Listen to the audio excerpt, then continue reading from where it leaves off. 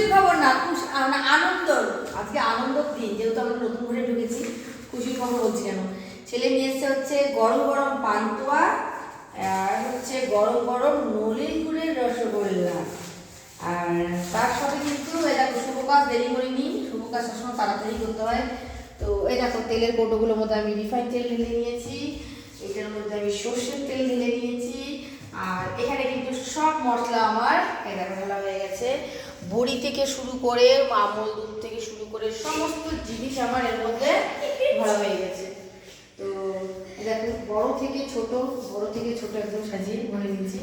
যাই হোক, এবার আমাদের হচ্ছে রান্না করবো। আমি রান্না করবো, এখন রাত বেজে গেছে 9:30।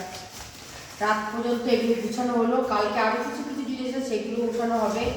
তো এখন এইভাবেই চলবে কদিন, আমার কাজ শেষ নেই কাজে। চলো এ পর্যন্তই, টাটা।